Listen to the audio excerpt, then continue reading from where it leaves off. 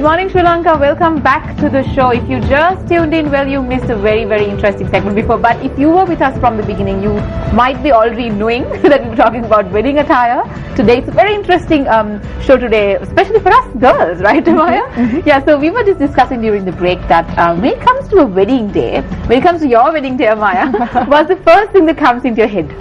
Well, if I was planning my wedding day, which I'm not, but if I was, then I think the wedding dress would take center stage, right? Exactly. Because since we're small, we all have a dream of what we want to look like as a bride. Yes. And the wedding dress is a big part of that dream. Yes. Of course. So, to help us get some professional advice about how you can really go about finding a wedding dress, because I know one bride who told me that after you look at so many dresses, they all start looking the same. So how can you narrow down your options and really go for something that will make you shine on your big day? So to do that, we have here with us a fashion consultant, and she is the founder of White by Hafsa, and we have Hafsa Ziam with us in the studio. So good morning. Welcome to the show, Hafsa. Good morning. Hi. And how has your morning been so far? Good. It's been good. Yeah. It is a busy life, isn't it, to be a fashion consultant for weddings especially? Yes, it is. It is quite busy because I mean a bride always has something set in her mind from when she was a little girl. So trying to pull that out and make it make it into reality. It's quite a difficult task, but I enjoy it. It's fun. So tell us about your background. Yeah, why did you actually decide to specialize in wedding attire as opposed to designing in general? Well, I love designing in general as well, but when it comes to getting a bride dress, I mean there's a sense of happiness in it because it makes the person feel really special. So that's why I thought, why not dress brides? Because I kind of like that also, the whole white wedding. The big white wedding for Sri Lanka, of course. Yeah. So when a bride wants to start looking for her wedding dress, what is the time that she should keep between the wedding and finalizing the choice of her wedding attire? I would say early the better. The earlier the better. I would say at least 9 to 12 months in advance would be the best. In advance to the wedding would be the best because manufacturers usually take 4 to 5 months to produce a dress, and then you need a couple of months to do the alterations as well. So it's always better to get your dress picked out in advance, where you don't have to rush into it and kind of have to go into all that hassle at the end. And some brides really focus their wedding around the dress. Sometimes they pick the dress and then they decide what the wedding is going to look like. Yeah, that happens a lot. But I was just wondering, White by Hafsa. Yeah. So you're specializing in white dresses, do you? Not really. So where did the name come from? Why did you name your own? I kind of thought it up. I like the word white. Kind of symbolizes purity and all that, and it has a lot to do with weddings. So I just chose White by Hafsa. It's kind of my brand right now. So I go as Hafsa Bridal. My store is called Hafsa Bridal. So the brand for the wedding dresses is White by Hafsa. When a bride comes to you, what do you expect from their side? What kind of input should they bring in at the first initial meeting when they come to consult you about their look for the wedding day? Okay. Well, I have a lot of brides who come in who have folders with pictures and bring their iPads with a lot of pictures in them. And then there are some brides who have no clue as to what they want to do. There are quite a few brides who come and ask me what dress would suit me. That's fine. Yeah. But I would say, if you are a bride and you're so happy about your wedding happening and all that, give some time into research, have a few looks at the internet or online or magazines, go through books, pull out some pictures, then it makes it easier for me or another consultant to choose something that she likes. So it's better that a bride does have a little sense of what wedding dresses are and what the trends are right now. So that would be better. Yeah, we spoke about white, and this is a question that Amaya and I asked our previous guest as well. When it comes to choosing the bridal dress, is white only the only option, or do actually people go into several colors? These days, like Amaya was telling us before, people choose to opt out to have bold colors in their wedding dresses, at least in a part of the bridal party.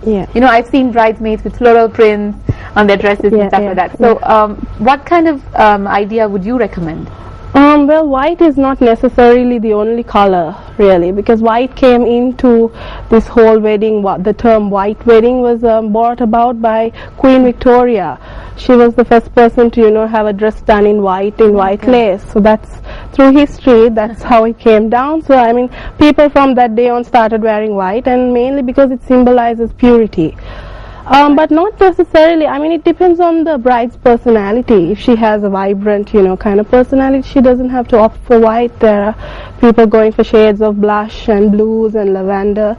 Or if she doesn't want to have the whole dress in white, maybe even a sash, or even a handkerchief tied on a bouquet to kind of incorporate that look would be nice. So you open up to that kind of I give my bride I mean, I can't say you have to choose the dress in white. I mean, I don't do that. So they are open to the color choice, really. On that note, I think we on Good Morning Sri Lanka, the crew invaded your home a few days back. We have a small video clip that we recorded at your house. So let's cue that and see what we can find. Hi everyone, I'd like to show you the 5 pics that I have chosen for this season. Starting off with a very lacy, intricate column-shaped sheath dress that I have here, made out of organza. When I talk about this dress, the first thing that highlights this dress is the sweetheart neckline. Sweetheart necklines flatter a lot of body types, especially if you have a larger bust. It does flatter a lot of people with a larger bust. But when you talk about a sheath dress, I would recommend this dress for someone who is petite on a shorter side, because a sheath dress always elongates your body. So that way you'd end up looking a little taller on your special day. In detail to this dress, one of the main highlights is the lace applique and the stonework with all the intricate beading that it has on it. Lace is another in trend for 2013. So lace is also something to look at if you are choosing a dress for this year. So I would suggest you go for a dress like this if you are more on the petite side. It would really flatter yourself. The next pic that I have for you today is a sheer overlay tulle skirt. It's basically a ball gown shape. This has a very large skirt, as you would say. It's basically a princess dress or a Cinderella style dress. If you were to choose a dress of this shape, I would recommend it for someone who was maybe of a pear shape. This would suit someone with wider hips, because it kind of hides your problem areas due to the large skirt that we have here. A sheer overlay skirt is basically something that is transparent. So what we've used here is tulle, which is also in trend for 2013. Tulle is another fabric that you should look out for. The next dress that I have for you here is a dress inspired by old Hollywood glamour. It's basically a vintage inspired dress. It has the very flattering sweetheart neckline, and also embodied with a lot of lace and applique work on the top of the bodice. The main feature of this dress is the empire waistline. If you were to choose a dress with an empire waistline, it basically suits someone with a smaller bust. So someone who's petite. And this dress also has an A-line skirt. So an A-line skirt is one of the most flattering styles. So it basically suits a lot of people with different body shapes. So a skirt like this would suit a lot of different people as well. And in particular, this dress has a lot of intricate beadwork up on the bodice and also on the skirt. And it also has again a sheer overlay skirt with the second layer, which is a worked overlay. So it's got a sequined overlay beadwork on the second layer, which kind of gives a kind of a bling effect to the dress, but in a more subtle way. So this is a vintage inspired old Hollywood glamour dress that we have for you today. The next pic that I have for you is a dress which is in trend, which is mainly featured by the frills and ruffles for this season. Frills and ruffles are something that's in trend for 2013, and in this particular dress the ruffles are made out of organdy.